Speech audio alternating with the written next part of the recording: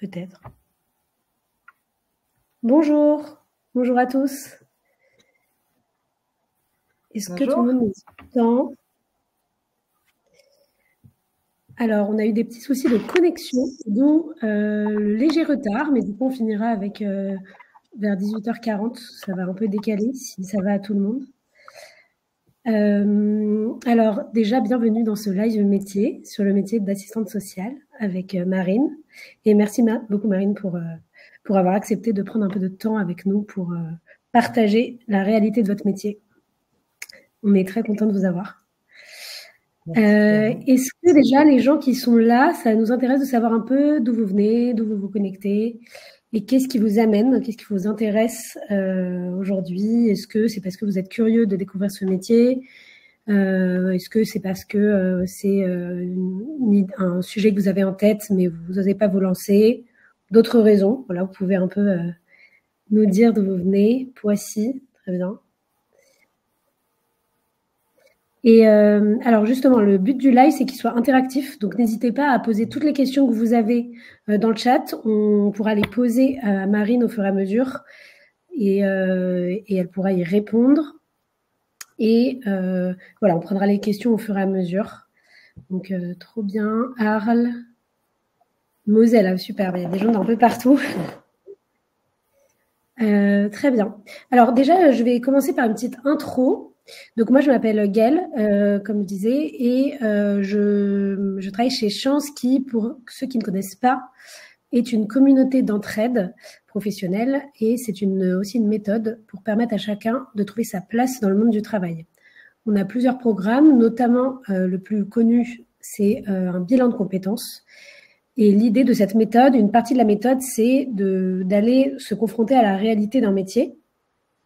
Donc, notamment pour pouvoir enlever tous les préjugés, les fantasmes qu'on aurait sur ce métier et remettre un peu des éléments de réalité derrière différentes voies professionnelles. Et c'est exactement pour ça qu'on est là aujourd'hui. Cette semaine, on organise 50 live métiers pour découvrir 50 métiers différents. Et donc, aujourd'hui, on est avec Marine et on va explorer un peu plus la réalité de son métier.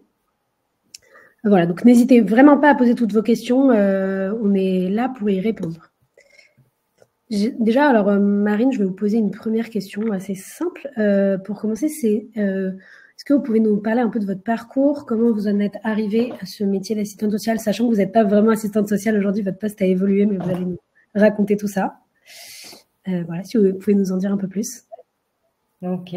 Donc bonjour tout le monde. J'espère que je suis pas en décalé. Je suis pas sûre que ma connexion soit parfaite, mais bon, a priori vous m'entendez. Ok. Alors du coup, moi, à la base, j'étais partie sur des études d'infirmière. Mon projet, c'était de travailler avec les enfants et en général, en tout cas à ce moment-là, quand on disait qu'on voulait travailler avec des enfants, on nous orientait très facilement vers le métier de puéricultrice, sans nous dire que y a plein d'autres métiers vers lesquels on peut se tourner quand on veut travailler avec les enfants. Donc, j'ai entrepris une école infirmière, puisqu'avant d'être puéricultrice, il faut faire les 3 ans d'études infirmières. Je me suis rendu compte dès la première année que c'était pas un métier qui allait me correspondre. Voilà, j'étais pas trop, moi, les soins techniques et tout, c'était pas ce qui me plaisait le plus. Je trouvais qu'il y avait pas assez de contact avec le patient. En tout cas, voilà, pour moi, hein, ça veut pas dire que le métier d'infirmière ne peut convenir à personne, loin de là. Donc, du coup, j'ai des études en 2e année. Comme j'avais validé la première année, j'ai obtenu le diplôme d'aide-soignante. Et en fait, voilà, le métier aide-soignante était une façon d'attendre le temps de réfléchir au métier que je voudrais faire. Et donc là, je suis allée me renseigner au CIO, auprès de professionnels et tout ça.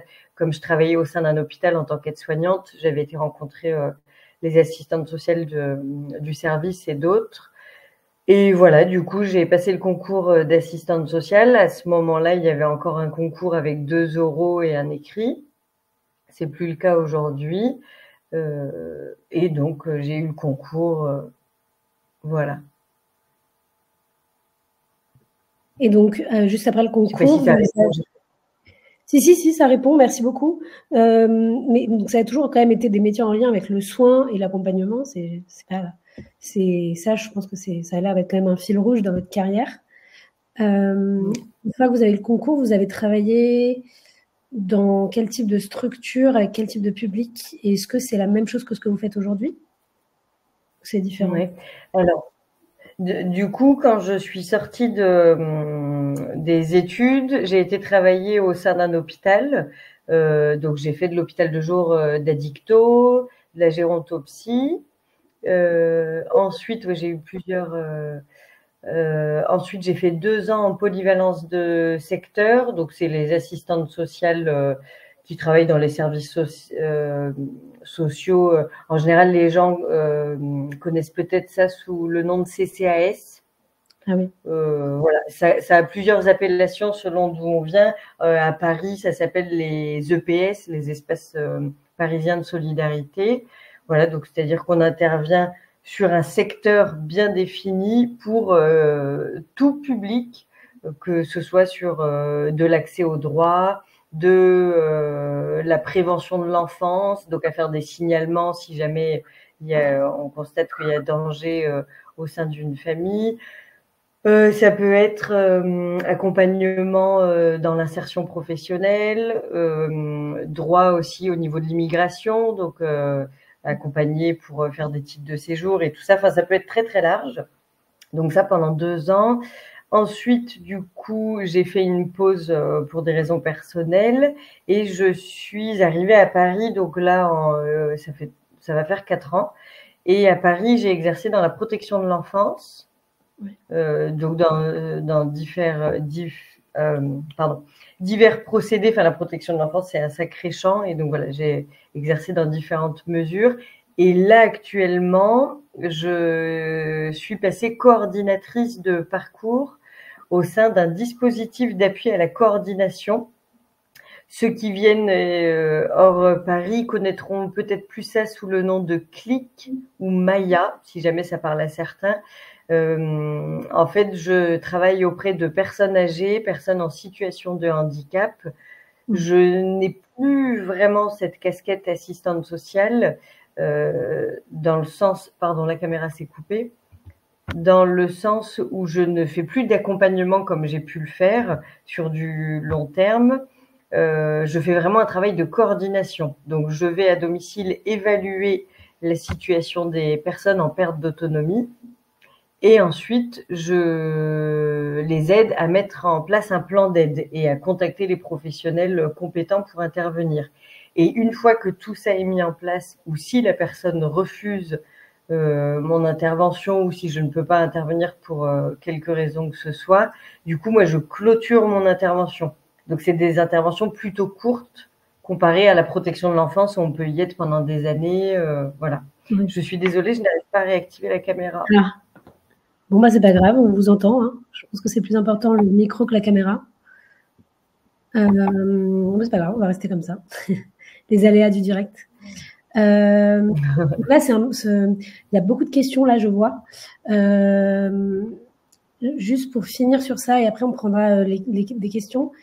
Donc là, si je comprends bien, le métier de coordinatrice de parcours, c'est quand même beaucoup plus global. Vous accompagnez les personnes dans un peu un parcours de vie ou une trajectoire un peu plus holistique, j'ai envie de dire, mais c'est ça, c'est moins ponctuel en fait. Si je dois un peu. C'est mitigé parce qu'à la fois on a quand même plusieurs accompagnements. Effectivement, il n'y a pas ce côté ponctuel. Oui, c'est. Ou alors c'est une coordination avec plusieurs acteurs? Oui, c'est la coordination avec plusieurs acteurs. D'accord. Et en fait, coordonner les actions qu'on met en place. Ok, ça marche. Il y a beaucoup de questions sur le concours. Je crois que ça intéresse beaucoup nos auditeurs. Il y a Stéphanie qui demande combien d'années d'école après avoir eu le concours. Et Carole qui n'était pas sûre s'il fallait passer un concours, mais c'est ce que c'est. Ah voilà, votre caméra est revenue. S'il fallait passer un concours. Enfin, en gros, il y a des questions autour du concours et de après combien d'années d'école. Oui. Alors, il n'y a plus de concours depuis. Je ne saurais pas vous dire, je voudrais pas vous dire de bêtises, mais là, il n'y a plus de concours. Je sais que maintenant, les admissions se font via Parcoursup pour ceux qui sont sortants du coup d'études. Et pour ceux qui feraient une reconversion, il faut qu'ils contactent directement les écoles qu'ils souhaitent intégrer pour voir avec les écoles quel est le processus pour pouvoir entrer dans cette formation. D'accord. Et selon les établissements, il peut y avoir un jury d'admission. Oui, c'est ce que... Mais a priori, ce n'est pas dans tous les établissements. Ok, donc ça dépend vraiment des établissements. Il faut contacter au cas par cas les établissements. Voilà. Ça marche. Du coup, comment devenir assistante sociale aujourd'hui? Le nombre d'années d'études. Je crois qu'il y a un petit décalage, pardon. Alors, oh punaise. Bon. Désolée, je vais couper la caméra, je pense qu'il y aura moins de décalage. Effectivement. Oui. Oui. Donc, alors je disais, oui, le nombre d'années d'études, c'est 3 ans. 3 ans d'études. Après, selon le parcours qu'on a, il peut y avoir des aménagements durant les études. Je pense que si on a fait, admettons, une licence sociologie ou des études un peu sur le volet social, je pense qu'il y a un aménagement, donc pareil, à se renseigner au niveau de l'école. Et du coup, je suis désolée, Gaëlle, j'ai oublié votre deuxième question. Non, mais c'était ça, en fait. C'était sur comment devenir assistante sociale aujourd'hui, mais vous y avez répondu. Ok.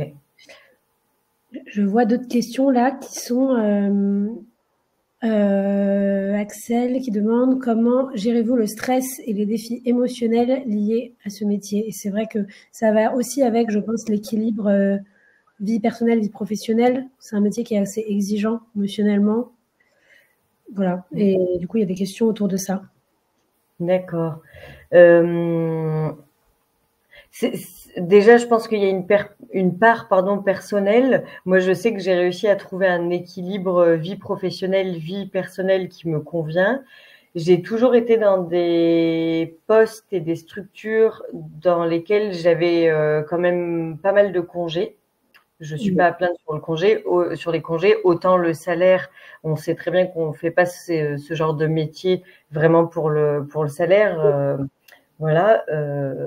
Même si, bon, moi, j'arrive à m'y retrouver quand même. Hein, voilà, on peut toujours essayer de négocier avec l'ancienneté et tout ça. Il y a des choses possibles.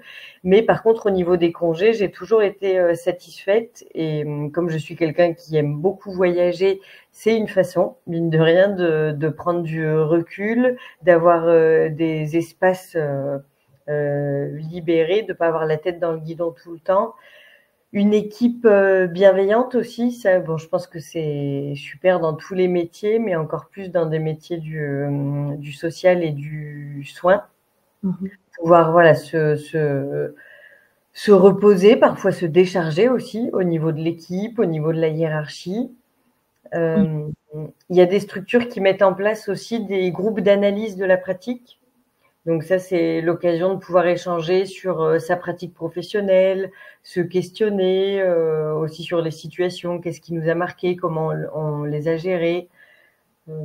Après, je trouve qu'il peut y avoir aussi un travail personnel à l'extérieur. Voilà, peut-être par une psychanalyse, une psychothérapie. Enfin voilà, chacun trouve les moyens qui peut convenir. Mais on travaille, en fait, on est notre propre outil de travail. On n'est pas des robots, donc même si effectivement l'idée c'est de mettre autant que possible son affect et tout ça à distance, on est humain, il y a des situations qui nous touchent plus que d'autres, il y a des situations sur lesquelles on est en difficulté, ça nous renvoie à des choses personnelles, à un parcours de vie, et de pouvoir déjà en avoir conscience et pouvoir essayer de les mettre à distance, travailler sur qu'est-ce que ça vient véhiculer chez nous. Voilà, je trouve qu'il ne faut pas hésiter à se questionner sur soi et trouver des outils, que ce soit dans le milieu professionnel et personnel, pour avoir des espaces.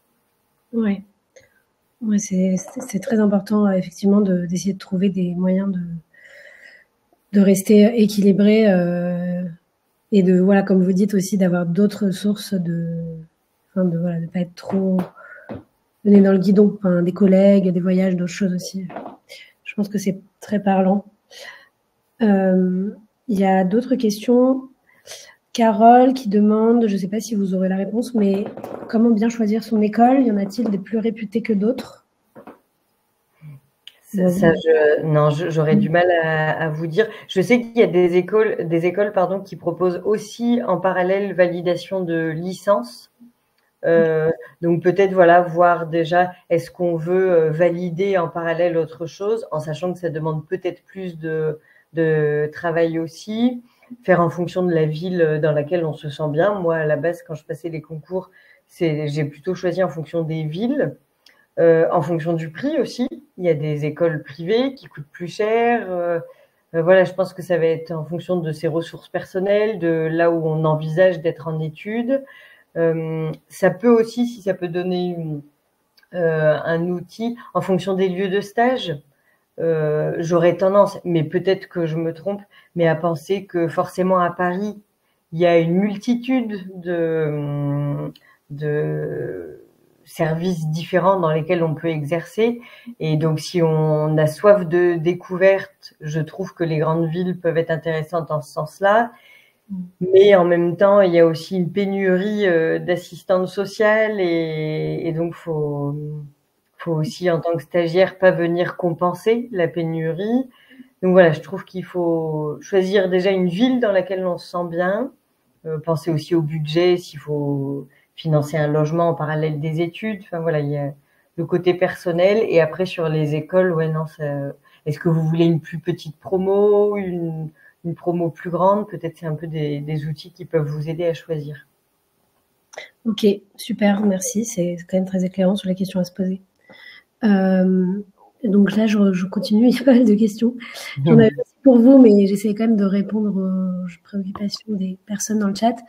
Puisque vous l'évoquez, quel est le salaire de départ? Peut-être nous donner des fourchettes, je ne sais pas, mais ça intéresse Stéphanie. Difficile à déterminer. Je crois que quand j'ai commencé, je sais pas là comme ça, mais du coup je me souviens même plus trop. J'aurais tendance à dire peut-être 1400 net au départ, mais ça peut être moins aussi. Hein, faut pas. Structure aussi, j'imagine. Ouais, voilà, ça dépend de la structure. Une association, ils auront peut-être moins de moyens que la fonction publique, mais encore que la fonction publique, il y a des différences selon le département dans lequel on est. Voilà, là, ouais, grosso modo, avec 7 ans d'ancienneté reprise, mais en réalité un peu plus, j'arrive à un peu plus de 2100. Ok. Voilà, pour donner une idée. Mais je vous dis, moi, je suis dans du privé. Dans la fonction publique, je pense qu'on perçoit un peu mieux. D'accord. Ah oui, d'accord. Okay. Stéphanie qui demande quel métier, c'est compliqué comme question, mais quel métier pour vous se rapproche le plus d'assistante sociale sans passer par 3 années d'études? Il y a... Ah ouais, et puis du coup, je suis pas calée, non, surtout les métiers du social, mais non, parce que CESF, elles ont 3 ans.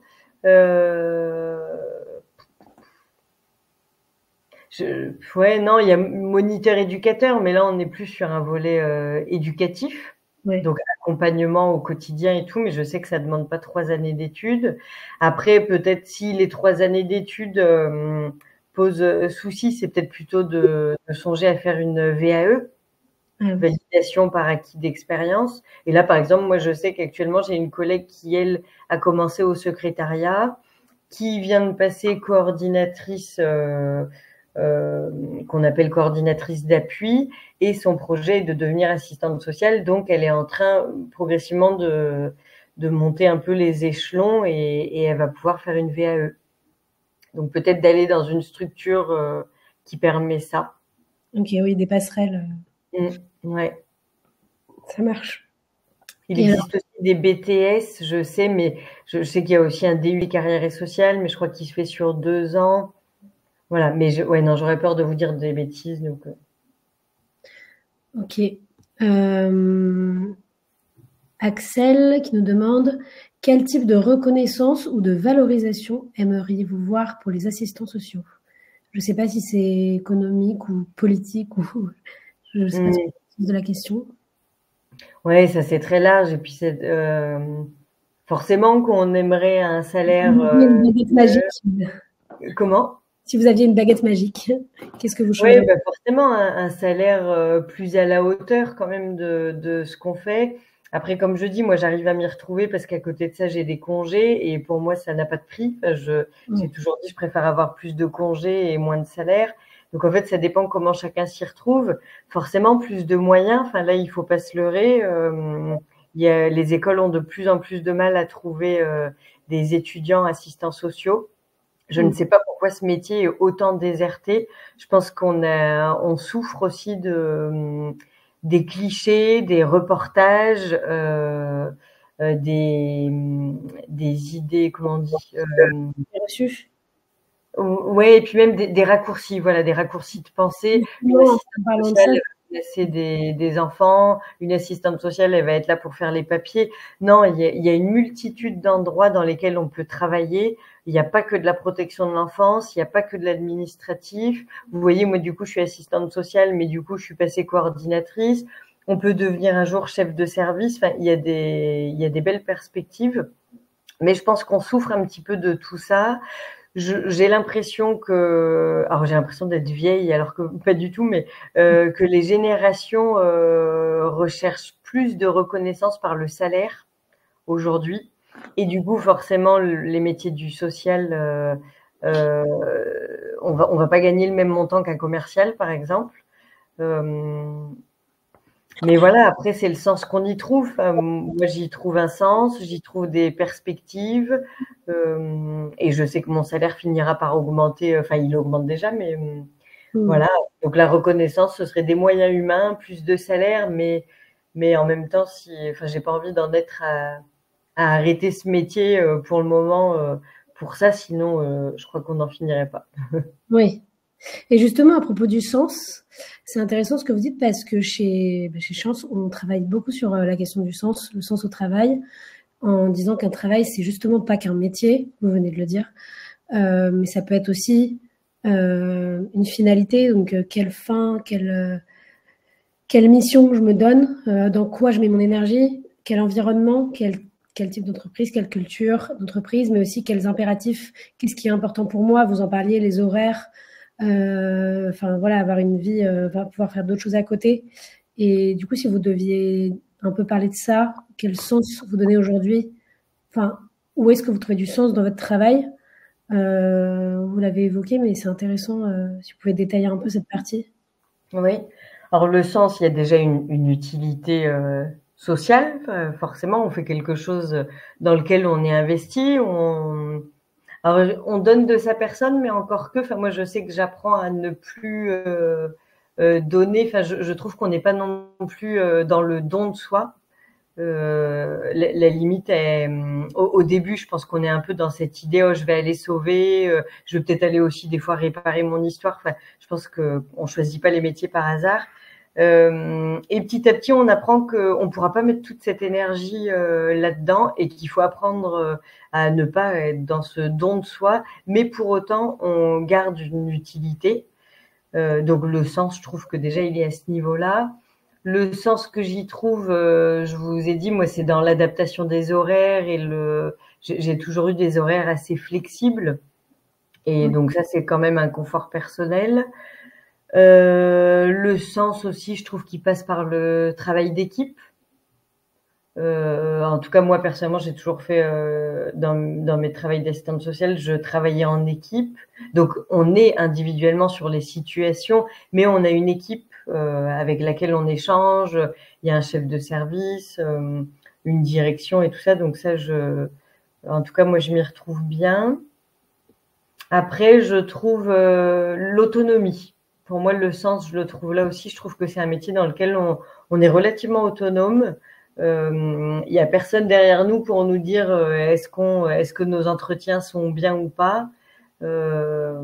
voilà, je trouve qu'il y a un certain libre arbitre quand même, alors dans l'idée de garder une éthique hein, quand même, mais même quand on se répartit, désolé, c'est pas très beau, mais quand des fois on se répartit les situations ou là, par exemple, moi, dans mon travail actuel, tous les mardis matins, on a une réunion, on présente toutes les situations. Et de là, du coup, on est plusieurs coordinatrices et on voit déjà laquelle peut prendre des situations et lesquelles nous parlent plus. Et en fait, je trouve que dans le travail social, en fait, naturellement, on va aller sans s'en rendre compte, mais plus vers des situations qui nous animent, des structures qui nous animent. Et je trouve qu'on construit un peu avec ce qu'on est, on va naturellement vers ce qui nous plaît. Oui, hyper inspirant ce que vous dites. Ah bah tant mieux.